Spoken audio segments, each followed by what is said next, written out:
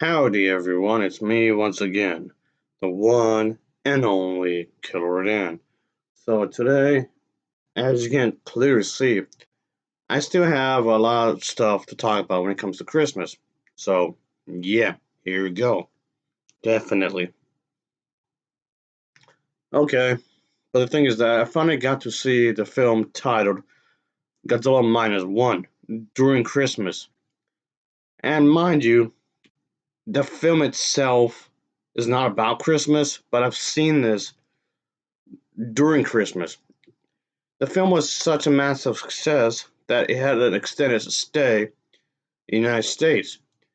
And it's kind of like what I said about Star Wars The Force Awakens, where Star Wars The Force Awakens isn't exactly about Christmas, but it was released during Christmas.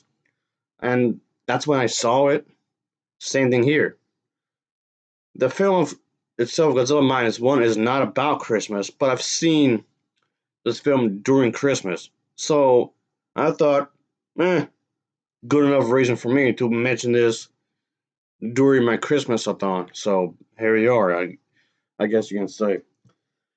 But anyway, I just thought I'd talk about this. And yes, of course, I went to the movie theaters to watch this movie, obviously. So anyway, and by the way, just throwing this out there, I've seen the Japanese version of the film, subtitles, of course, which I actually thought was kind of surprising, really, because typically the American companies will just butcher these movies to yeah, what I'm referring to is the bastard versions of these films, which is all just god awful. But anyway, so I've seen the Japanese version in theaters, which is a rarity, is what I just said a moment ago. Anyway, without further ado, I'm going to top of the story, obviously. So yes, I know I'm pretty late on this because there's already people already saw this, obviously. But anyway, let's just get into it, I guess. So basically, what this film is centering around this is this individual.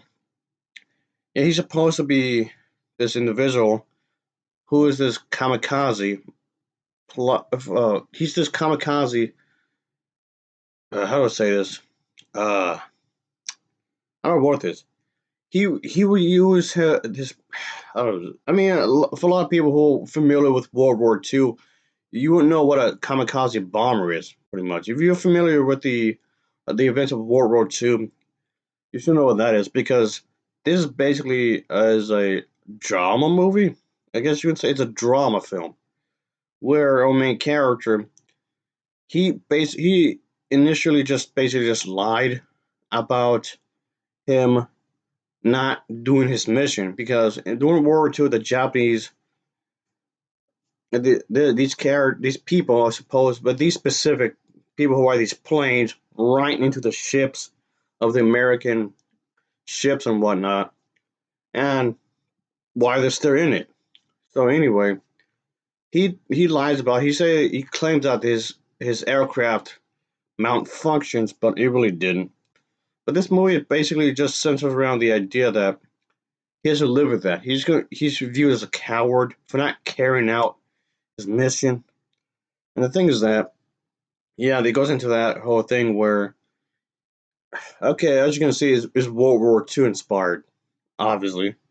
And that's the thing. I have to bring up the fact up anyway because you have to at least have some basic knowledge about World War II. Otherwise, this movie's not really gonna make any sense. Really, have some good education, get education on World War II, then you pretty much will understand the setup of this movie.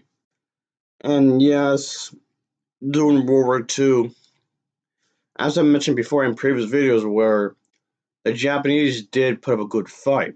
They did, but it's just that towards the end of the war, it made it pretty obvious that they were not going to make it because yes, one way they got overly cocky, yes, but which yes, the one of the characters did mention that in this film is that why continue fighting if you know the ending so well, if it's so clear, why continue then?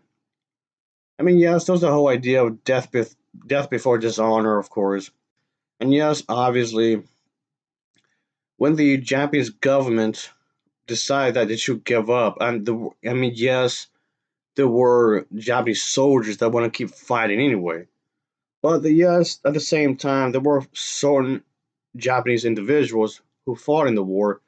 They got tired of fighting or whatever.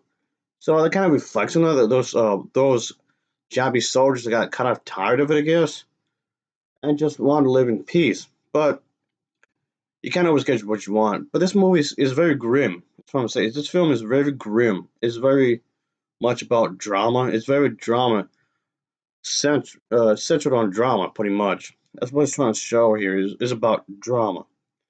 I'm just trying to point that out there because of the fact that don't expect this movie to be a have like an action sequence like every few minutes, like every 3 to 5 minutes. Those are like explosions. Those like bunch of explosions like every few minutes or so. It's not a Michael Bay movie, okay? I'm not. That's basically what I'm trying to say. It's not a Michael Bay movie. You can come into this movie expecting like explosions left and right, right and center. You set up yourself for disappointment. That's not one of those movies. Like I don't. I mean, I know when it comes to these giant monster movies, that's to be expected. And again, you just set up yourself for failure if that's what you're thinking that this is going to be about. It's not that. It's definitely not that. Like, at all. Anyway, like I was saying, that our main character here, I guess you can say, of course, he returns to Japan, obviously, when it's all destroyed. Obviously, he's very devastated at what he has seen with the ruins and whatnot.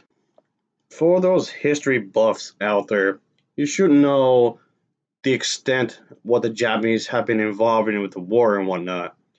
Yeah, it's mentioned and whatnot in this kind of in this movie, which is of course to be expected. It's a Godzilla movie after all. Come on, but our main character comes home to Japan. Like I was saying, it's all destroyed, pretty much because of again. If you're familiar with history, you know what happened here. But the thing is that there is still, up to this very day, a much debated concern about the ethical and legal justification for the bombing itself. Well, yes, there are supporters of this attack, of this strike, that stated that the bombing was, of course, completely necessary to bring an end to the war with minimal casualties, which is a bit of a stretch because a lot of people died here. While critics believe that the bombing was unnecessary for the war's end and is considered as a war crime, and of course highlight the fact that the moral and ethical implications on citizens themselves because there were plenty of citizens that did die. I mean, yes, there could be a whole discussion where that should they really done it or shouldn't have not done it. I mean, that's like a whole discussion into itself. I'm just trying to explain what happened. That's it. Just trying to give you an idea of what had occurred in the film and what happened in real life. And of course, like I do believe that the best parts of fiction can come from actual real events. Yes, this just got really gloomy, but again, I must remind you, it's a Godzilla movie. Of course, it's not exactly going to be super happy and go lucky. Give me a break here. Which I actually do believe that. Anyway, so yes, like I was trying to explain here, our main character is devastated, of course, and he has to witness the fact that his homeland, Japan, it's in ruins. So they basically have to build from the ground up because what had occurred. And the thing is that he feels like a failure because he felt like he should have continued and went on his mission during the war. He's supposed to be a kamikaze plane. He's this pilot, and he didn't do his job. So there's a sense of disgrace within him. He feels bad, as if that wasn't bad enough. At the beginning of the film, at the very beginning of the film, where he pretty much lands on this island, because like I said before, he pretended that something was wrong when there really wasn't. on this island. There was like other Japanese soldiers and whatnot. And yes, of course, as you can guess yourself, Godzilla shows up and basically kills a bunch of people. And he feels guilty that he could have killed Godzilla, or at least had a chance to. He felt like he should have done something. And it's not that he didn't have the chance to, because he did have the chance to. He got into this plane thing because this plane that he was on had ammo, but he just froze up in fear and didn't do it. But there's a lot to discuss here. There's plenty to discuss here. I'm only giving bits and pieces of the movie, and I'm just trying to be a bit vague because I don't want to spoil anything here, like at all. But also, yes, he of course he's trying to have a new life, obviously, of course. But because it's like, what else can you do really? But still, I don't give away too much. I'll just leave it at that, really. Yes, yes, of course. Godzilla himself is going to cause quite a bit of destruction throughout the entire film.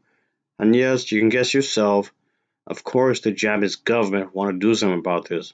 Of course. But yeah, like I mentioned before, folks, I did make it into the movie theater to watch it during the holiday. And the park was all dressed up for the season. Quite obviously, there's nothing wrong with that. And that's the thing, though. It's been a good while since I've seen a Godzilla film in the movie theater. And I do mean a good, long, long time. Matter of fact, it's actually been a good it's been a good while, a good few years actually, come to think about it. So that's the thing though. And I just thought I could use that as a way to talk about a kaiju movie. Yeah, the last time was when I watched Godzilla King of the Monsters, which was released in 2019. So yeah, it's been a little while. And even before that, in 2016, I did see Shin Godzilla, so yikes. But point being, yeah, it's been a hot minute. I might get some hate for this, but I did like Godzilla Minus One more than Godzilla vs. Kong. While that film does have way more action, but Shin Godzilla has the better story as far as I'm concerned.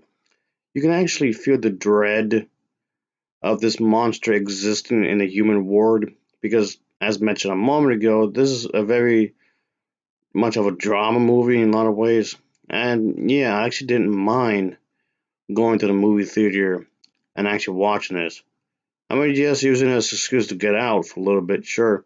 And hey, there's that thing I mentioned before. This is like the third time I mentioned this. Yeah, but there's that big old thing over there, folks.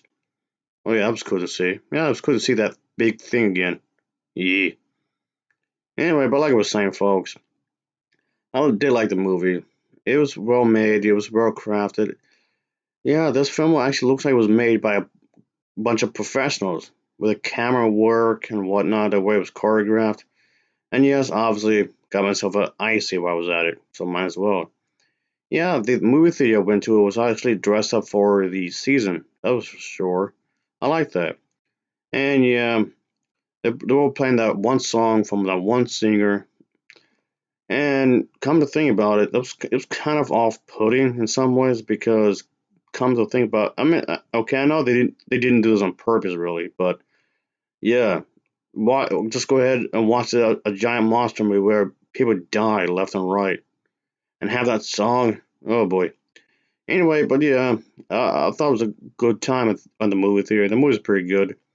The acting is really nice. Really, the acting is actually quite good. So yeah, all right, those that of course. I like the way that the characters were being portrayed here. They were all suffering from the fact that this thing exists in the world and they have to deal with it somehow in some kind of way. And oh boy, yeah, Godzilla himself looked pissed. He looked extremely angry. Like he just woke up pissed off. He just woke up in the wrong side of the bed. But yeah, folks. Yeah, we're gonna finally finish watching the movie. It was quite late, and this thing was on. But it's fine though. Like I was saying, I did enjoy the film. I like the destruction scenes. The destruction scenes were really well done. Obviously, I'm gonna bring up the destruction scenes. The destruction scenes were well done. It, they were really trying to make this seem realistic, make it seem believable in some ways, which they succeeded to some extent in a way, of course. Yeah, obviously, I'm talking about something Japanese, obviously, because there's quite a few stuff I liked from there, of course, which would include the video games. So obviously, I'm not gonna make this video to trash talk their culture and the American culture. This movie was not trying to point the fingers at anybody. Oh, it's because of America or Japan had done this and whatnot. So no, this is not one of those type of movies. It's like propaganda type movie, which it isn't. It's not trying to say, oh, it's America's fault, oh, it's the Japanese fault, or yada yada yada. He's not trying to do that like any kind of way. He's just supposed to take place during a certain type of period that's been a part of Japanese history and will forever be a part of Japanese history.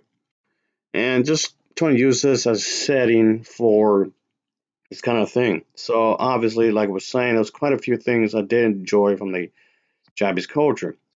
And yes, like I was saying earlier, it's been a good while since I've seen a kaiju film.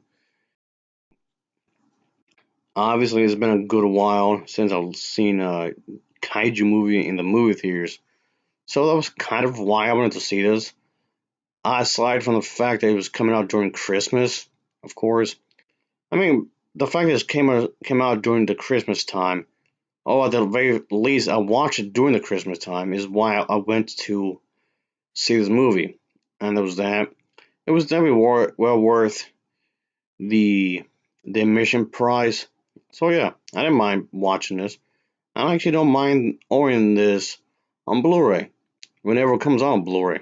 So there you go, I guess you can say. In a lot of ways, this actually came off like a horror movie, which I'm fine with. Really, make it spooky and scary and all that jazz.